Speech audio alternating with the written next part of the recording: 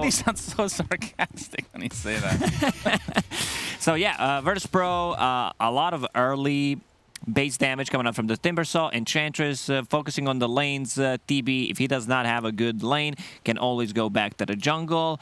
Panel discussed about how Spectre does really well against the Timbersaw, and it really shows. I was really not expecting that it does so good, and it does. Apparently it does.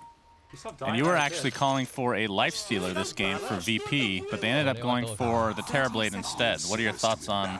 I mean, this is the hero, this is the carry of the patch, it feels like. Yeah, for some reason, it feels like it always gets through as well. Looking at what they got, their heroes are not really good, especially the supports, killing the illusion, so they will have this issue of shoving out the waves. I guess that's the main reason. Carry-to-carry matchup is also great. I'd prefer maybe a lifestealer because they didn't have any kind of a burst damage, and he has freeway coming out of the Mars Arena, and just Spectre against Lifestealer. Lifestealer comes online a bit quicker and makes Spectre's life miserable. Yep, sounds good to me. I do love me some Lifestealer. As we have VP versus Alliance, game 1 of this best of 3. So who do you have, Mr. Lacoste? Who do I have? Yeah. I'd call this 65 for Virtus.pro, 35 Alliance. Wow, that's pretty steep. Okay. It is good. I feel like both the Dark Willow and Hoodwink are relatively squishy. You have Mars who goes in, Spectre with the confusion. Good thing is they have no real save inside the arena, so this is a big team fight. Leshrac coming in, Mars Arena, Spectre with the HOD, so whoever, especially the supports, whoever gets caught inside, they should be focusing on the supports and deal with the rest of the team later, because Spectre, as Panel mentioned, does a pure damage, one of the reasons why she does really well against the Timbersaw. Yep, as long as he's alone, of course. But yeah, Desolate, pretty nice overall. And VP known as, I guess I was going to say the online kings, because they haven't performed so well on land. But then again, Alliance is kind of in the same category these days, which is actually more surprising than anything. Because from VP's perspective, it's just a bunch of young players. They don't have that much experience on land. Obviously, with COVID and all, have been pretty limited in that regard. So. What was your choice for the tournament overall? The whole tournament, I picked VP because I believe in their strength. They feel much more comfortable playing online gamers. They need some more experience, as I think everyone said already multiple times. But yeah, strong team, has a ton of potential, a bunch of young players that just know how to click the buttons. Yep, clicking the buttons is important in a game like Dota 2. Are there any games that you don't click buttons and that being important? Maybe chess. Online chess, though, another story. You also need to click the buttons, yeah. That's definitely true. All right, so very early on, you can see that Mars is actually the top CS right now. So S4 having a pretty good time down here for now. Nightfall basically trading, as he now is in his meta form, so should be getting the advantage there for now. I love this 1 point in reflection that TBs start to put a lot of harassment, zone them out, especially if there's Orb of Venom on any of the heroes, you reflect it back, so you need to be very careful about this. GPK, something that has been a very popular build throughout the major, double null talismans on Invoker and then turn it into most likely Urn, Spirit Vessel, go back to Hand of Midas if needed. Depends like how the game develops. If he gets any of the kills early on, like that Urn is very valuable. And they have a ton of AoE damage. This is something that Dark Willow does not like to play into. Same goes for Hoodwink. Both heroes relatively squishy. Disruptor provides you with the vision, Thunderstrike, so you can always have that. Glimpse back. Yeah, for sure. As Hanskin and Kingslayer having a 1v1 battle for the ages here. Shadow Realm is popped. Okay. Kingslayer will live. It's only level 1 right now. I mean, on the other side, as you see EMP, and this is the reason that GPK is playing the Quaswex Invoker against the Leshrac. Obviously, draining that mana is going to be pretty valuable throughout the game. But, I mean, Alliance's side, let's talk about them for a bit. We have the old tried and true Terrorize into Mars Arena, which I feel like sounds amazing on paper, but is it just me that teams in general rarely actually pull it off in games? I don't get to see it as often. That's the same feeling that I get, It's strong on paper, but in theory, most of the time, it's just like either one hero. We'll see. Once Mars gets a Blink Dagger, it's going to be much easier to execute. Spectre will provide you with the vision, so you could potentially just get a bigger arena. Yep, for sure. Nightfall now top of the CS, but it's basically the same for Spectre, Mr. Nico Baby himself. working on the Echo Saber, which, would you agree with Echo Saber this game over the Blade Mail, which we've kind of seen, I mean, for the most part, people getting Echo Saber every single game, but sometimes we've discussed that it's just not the right choice. And there is a decent amount of AoE on VP's side. Yeah, you're playing into Invoker, into Timbersaw, but like even the Static Storm mid lane, Limp. Yeah, he's taking a lot of damage. Cold Snap is there, Enchant to that's the follow first for save, and Impetus and the right clicks. It's first blood going the way of Virtus.pro, the online kings, until they prove it on land, Lacoste. We have online gamers and we have on-LAN gamers. That's true. And it's funny because back in the day, when you called somebody an onliner... that was an insult, yeah, right? Well, it literally meant that they were cheating. That was like an FPS term. Onliners like, oh, you're wall hacking, and then you get to land and you don't have it anymore, so you suck. I wasn't Obviously, aware of that. Not really the case in Dota. You can't really wall hack, as far as I know, at least. You know. Yeah, but the good rotation from Save there, being able to cut from the back lines, uses a Tornado, extra slow from the Enchant, and also we have this Quasvex Invoker, so a lot of control coming out early on. Lashrak this time around, putting 2 points in the Lightning Storm. About the bottom lane, Kingslayer. And we're going to see the Bramble into the Spear. Does connect, but S4's taking the one taking a heavy damage from Nightfall's meta. Something that off-lane Mars were doing quite a lot during the Major is buying this Ring of Health as a casual item. Just keep it. You don't necessarily need to upgrade it if you don't feel like it. If you don't think you need a hood, maybe save it later on for potentially Lotus Orb. As we see some rotation here from Save right now. He's going to run right into FNG. We can talk about Hoodwink in just a moment here because every single person I cast with has very different opinions on this hero, as the Impetus did a lot of damage. Yeah, half on Hoodwink.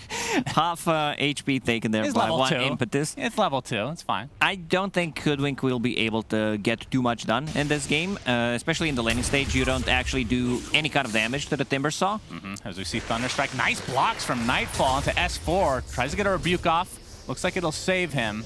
It does take heavy damage in return. FNG does TP down, though. He has a healing salve. That's his whole purpose, pretty much, of the TP, because Dark Willow did not have one ready. They just want to keep the pressure and potentially get a kill, but top lane. Top with the Impetus. So much pure damage to work through.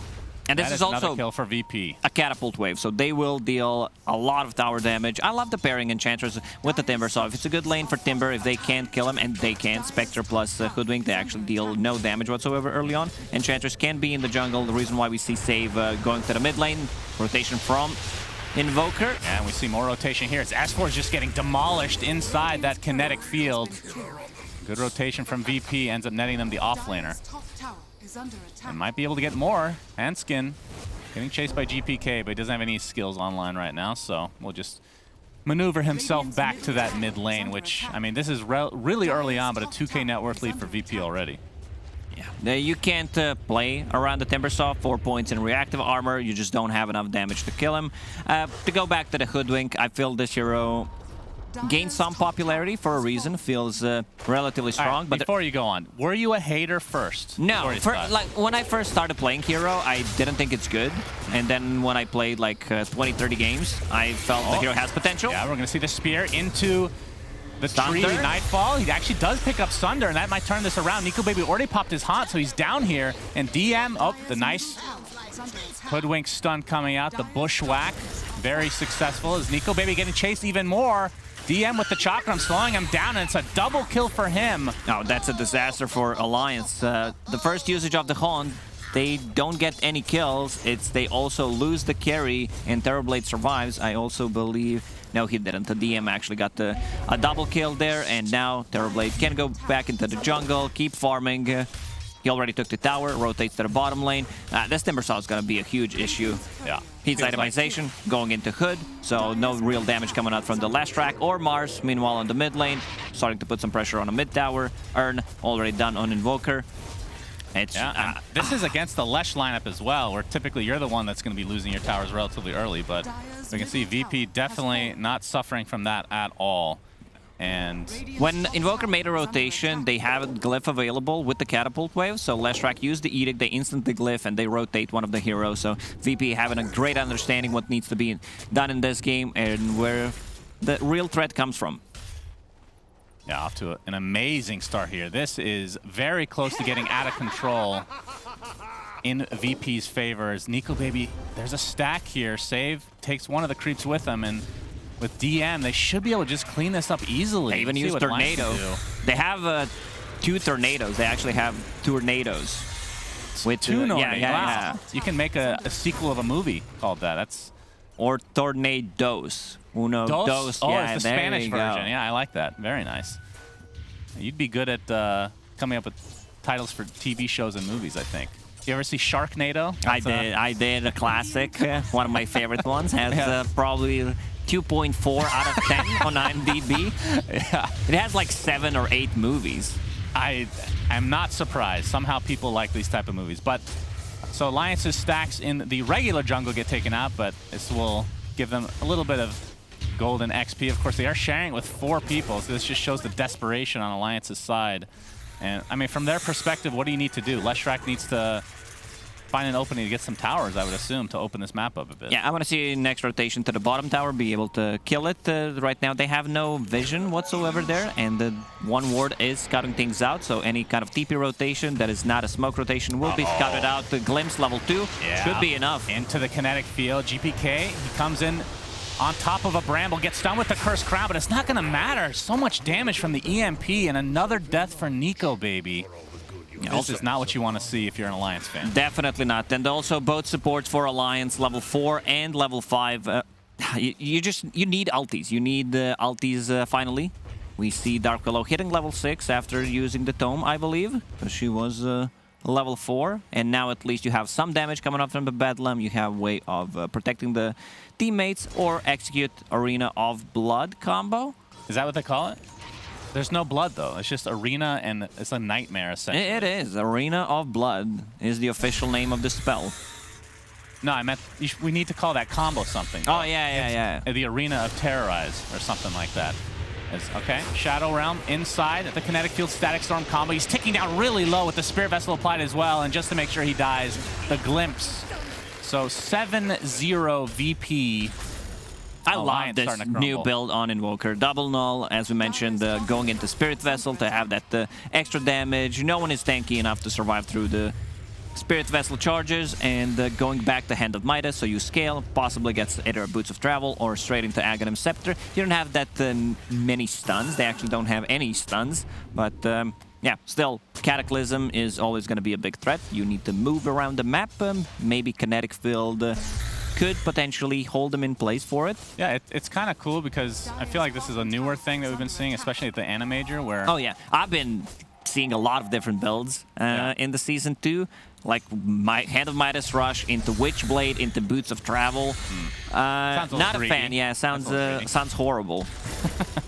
If it works, you know? It's all it about never the works, that's the problem. Well, okay, then that's garbage. But this allows him to have a presence early on. Obviously, the Spirit Vessel is going to have value overall, but allows you to actually gank people, and then in the same time, you get the Midas. It's not just about the money. I mean, attack speed on him with the Alacrity is really good, but the levels is the biggest It's about thing. the XP, exactly. Getting those points in Exert, because you start with Quasso X, and you want to have that Cataclysm as soon as possible. DM going into full pipe. Once he gets that pipe online, there's literally no damage. Alliance nullify the ulti from the Hoodwink, from Dark Willow, like Leshrac as well. Leshrac also struggling a bit. I want to see what the next item for the Lesh is going to be. I'm not a big fan of Boots of Travel into Yules anymore. I believe you need to be able to tank up, get Kaya Sanj as the next item, possibly even like a BKB. Would prefer if it's a Kaya Sanj. Just We've been seeing a lot of Eternal Shroud on Lesh. What are your thoughts on that for the hero? I think you need to skip Yule Scepter. Eternal Shroud into Kaya Sanj seems fine. Okay. Well, does have but the against the Yules in Spirit place. Vessel, Eternal Shroud, like you don't get as much HP back as you would want to. Yeah, the Yules does set up a lot of stuff for them, though. They don't really have a ton of like instant lockdown without like a Blink Dagger on Mars, which looks like S4 is still working on right now. Does have his farm is just really, really not good at the moment. But if they can find a gank here, a successful one at least with this smoke, this could help turn things around. This could be potentially a first kill for Alliance. Like, you need to get that one on the board. Very important for the team morale. Sentry comes out.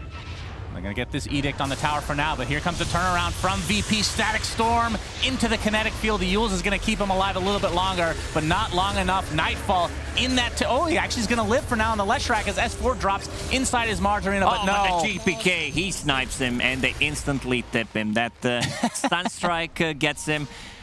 That was a ballsy play from Alliance, going inside the trees, and where could he possibly be? You see Edict on your tower, that's pretty much the only spot where Leshrac stands, so they immediately open up with the Static Storm and follow it up by a kinetic field. FNG's dead, Alacrity applied, and yeah, I guess Save will take it for himself, the support tax, as it were. Now we're gonna see that one again. You see damage being done, set up with the Tornado into Static Storm, the damage coming up from the Timber Saw, like they just don't have enough. He also gets glimpsed back into the Static Storm just for a brief moment. They just don't have enough damage. Like this lineup deals no damage whatsoever. Also going back to the Hoodwink 3-2-0 build, when you play position 4, position 5, you don't put more than 1 point in the Acorn shot. Yeah, maybe the reasoning here is because I mentioned they don't have anyone who pushes the waves that quickly, like both supports. If you want to push out the wave, you need to use the Bedlam plus possibly a Bramble Maze on top of it. Yeah, but it is strange. Yeah, not even a point in Scurry. The Bushwhack, that's typically what we've seen completely maxed out first, and like you said, the value level of Scurry, just to be able to walk through the trees is kind of a huge aspect of the hero itself. But yeah, choosing to max out Acorn Shot, which... Again, like if you were playing a core, not that we see this too often, but a core Hoodwink, then... Sounds good. Yeah, that's what you would want to get, like a Maelstrom or something. Not a big fan. Same goes for Dark Willow. She's maxing out Shadow Realm instead of the Bramble Maze. They have ton of damage. Static Storm, anything from Invoker, Timber Saw. So the value that you get from Shadow Realm in this game is not too valuable. All right, reducing the Lacoste. cooldown, yeah. Who for Alliance gets the first kill? Yeah, and I know your question. You know me too well. I'll say Nico Baby. Nico Baby, okay. Yeah. Well, GPK, with the help of DM, trying to find a kill here. Bushwhack is going to connect on FNG inside the trees. Okay, Timber Chain right by him. No vision on him right now, though. This is without Scurry, by the way.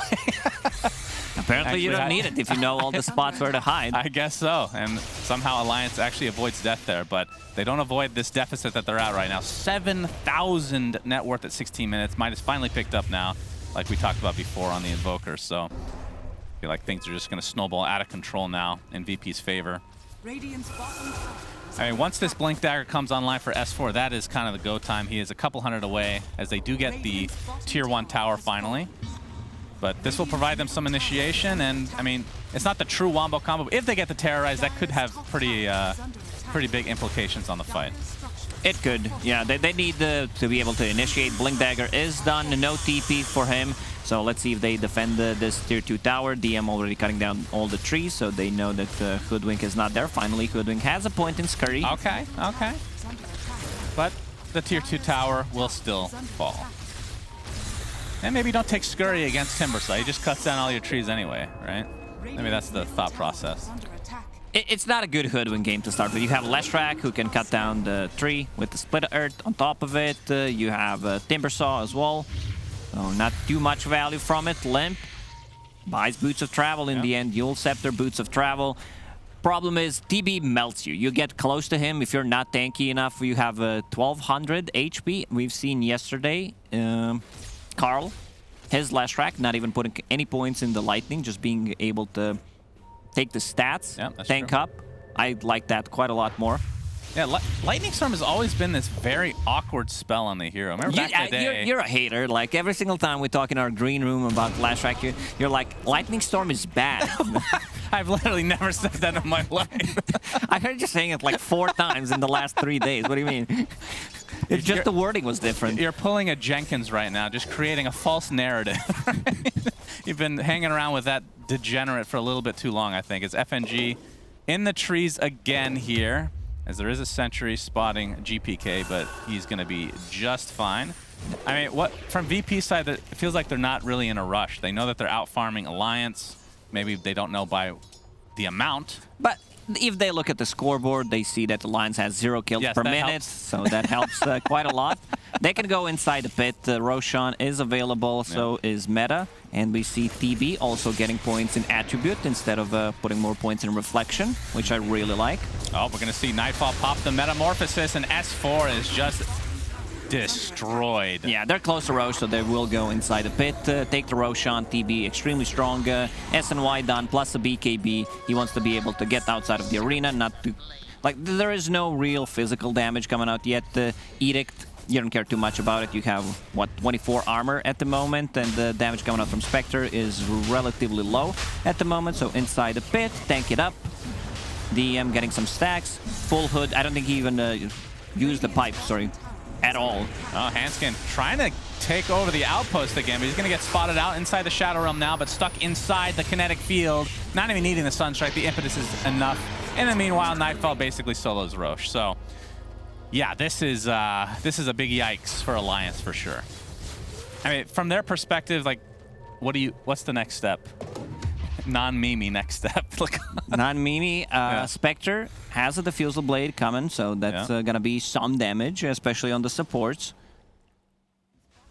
I'm thinking that they're in a rough spot, you know. You don't have to be an expert to check the scoreboard and see that they have 0 20 minutes in. Is this deceiving, though, the scoreline?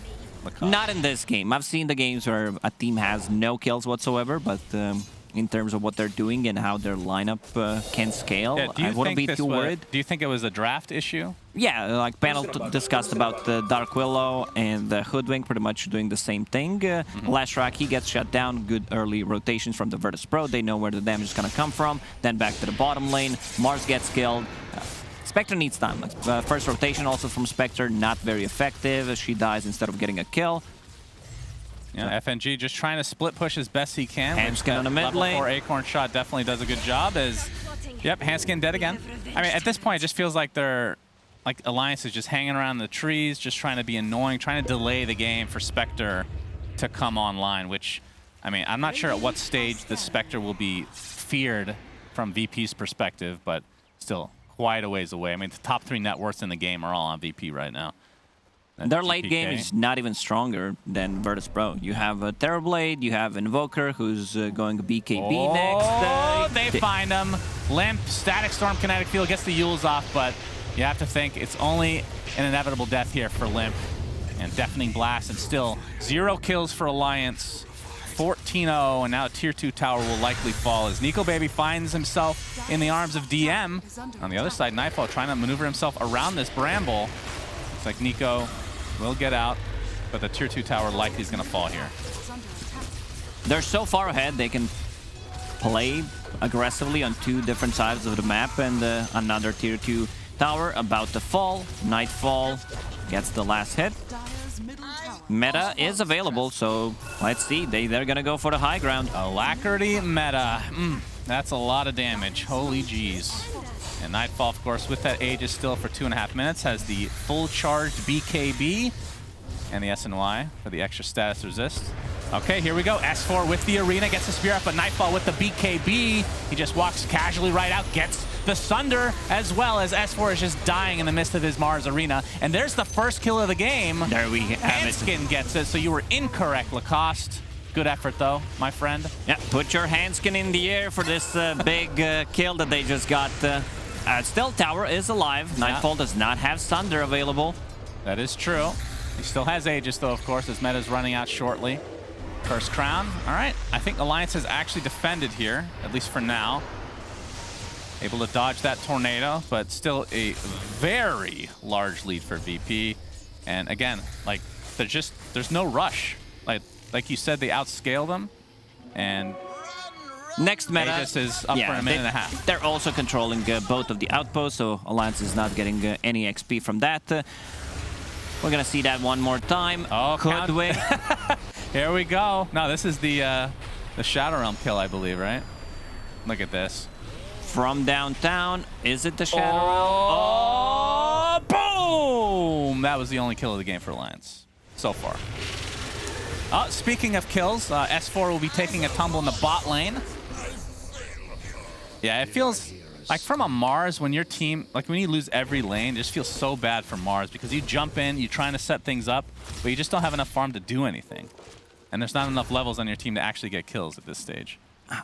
Problem is, he jumps in, he's dead, no doubt about it. Unless he just uses Arena and tries to walk back, but there is going to be some kind of a slow, either Reflection, either anything from Invoker, combination with the Cold Snap Spirit Vessel. You still have nothing to dispel things with.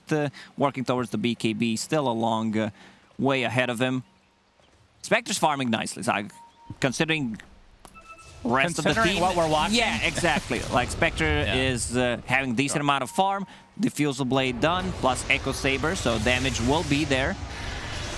Yeah, as we see Hanskin again trying to create as much space as possible. Limp is on the other side. GPK takes quite a bit of damage, but Sunstrike is coming. He's actually going to dodge it, but the right clicks with the Spirit Vessel are going to be enough. Get yet another charge for GPK. Limp is in the vicinity of this, though. Oh, that's going to be another one. The split art. Oh, okay, Limp.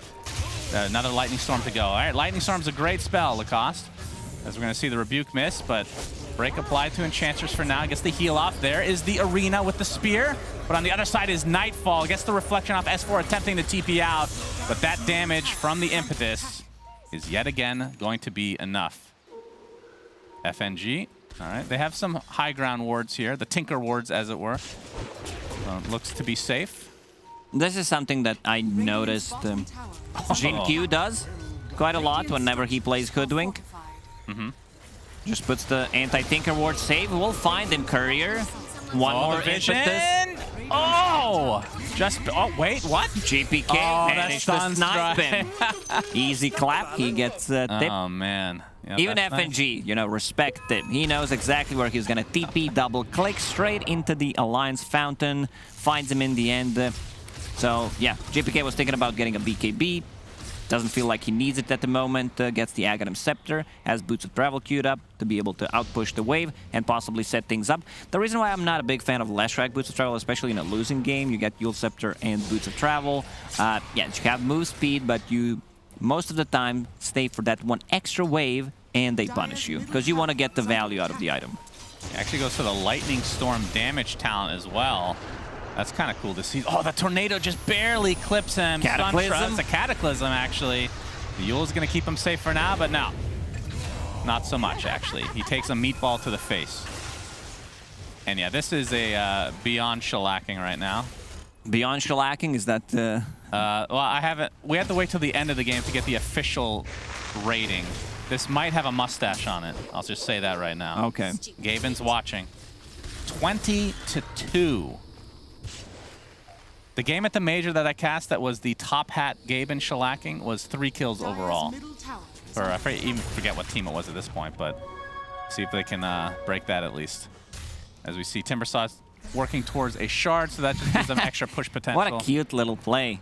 What happened? Enchantress used Glimmer Cape on Dark Troll and now gets initiation with the instant. Oh. As FNG dies? Okay, it happened. Nightfall, in the meantime, has his Crystallis going for the Daedalus. This is pretty much the typical build we've been seeing from basically every Terrorblade. Now, just get a bit of a status resistance. Scotty, the best item pretty much you can get. Some damage, some from Daedalus, and then going into Satanic. So we see a lot of saves coming out from the TBs once they get that Satanic. They use Sunder into Satanic. Both heroes full HP. Roshan may respawn in 2 seconds. Let's see when it's gonna spawn. Minute and 40. Okay. So if Virtus.pro just wants to play it safe, they can keep doing what they're doing right now. Push 2 waves, potentially kill one of the heroes that is split pushing, and then go inside the pit. Right now, Nightfall's cutting things out inside the pit with his illusion to see whether Roshan is alive or not. Yeah, how about the high ground defense for Alliance? Like we talked about with the skills that they've taken and the talents that they've chosen to go down. They can kill waves really fast, but how is their actual high ground defense once VP gets there? Not great. You have Lightning Storm, potentially, like, maybe if you get the shard on Lesh? Sure. Spear back into tier 4 towers, into Bramble, into Hoodwink ulti. Break mechanic, good, decent against the Timber, not the greatest. Mars, he's in. Yeah, he sure is. S4 There's the terrorized combo. onto 3 heroes. Cataclysm to follow, though, as Nightfall is just beating the crap out of everybody in that meta BKB form. Kingslayer was the first to fall, so Alliance with another kill. It's going to cost him S4 and Nico Baby doing a lot of damage to GPK, but Nico Baby just getting kited now, and the Impetus looks to be finishing him off. And now Alliance on the run without the position 1 Spectre. Unfortunately, they do not have a glimpse available, so their chase potential is not as strong. Alliance didn't know when Roche was spawning, so they try to go for the play. They get 1 kill again on Disruptor. I love that Disruptor is going for Ags this game. He's preparing for the late game, so there are not going to be any BKBs. They have a good way of setting things up with just either a glimpse or Tornado from Invoker. FNG just, I guess, wasting time here. He took the outpost after the minute mark, so wasn't getting that XP. But, GPK. Lamp, making use of that help. boost of travel. Split Earth is there with the Pulse Nova to follow. DM in the vicinity, though. They're going to be able to take out FNG very quickly. Now Limp, extremely fast and on the run. Now GPK is going to find him. BKB available in 13 seconds. Yep, still chasing right now. Looks like GPK still taking some damage, but now Limp finally caught out. And with DM, he has the flamethrower on top of all this damage. And they find yet another kill. Now, is this more of a delay tactic? I mean, they're already in the high question. ground, Yeah, so. they have TB with no meta for 60 seconds, but there is enough damage to take down the barracks, especially when Invoker comes and use Alacrity on TB. Finally, Dark Willow has the shard, so there's going to be a lot of Bramble Mazes around. That's right. S4 jumps in and pretty much dies right away. And there you see the Terrorize combo. It looks good on paper. In reality, maybe not so much. But when you're down this much, of course, things are going to look a little bit more lopsided. That's what I mentioned. He jumps in and he's dead. Oh! Snipes him one more time. Yeah, this 27-3. Will Alliance get another kill? God. Let me see. Invoker half HP will pick up the regeneration, Okay, come back to the fight, push the top wave. I would say no. GG's call. Great call. Thank you. Thank you so. Okay, this was a top hat Gaben shellacking. Gaben in a top hat shellacking. Yeah, it was a great performance from Virtus.pro. From the start, the rotation to the mid lane, enabling your Invoker. He had an extreme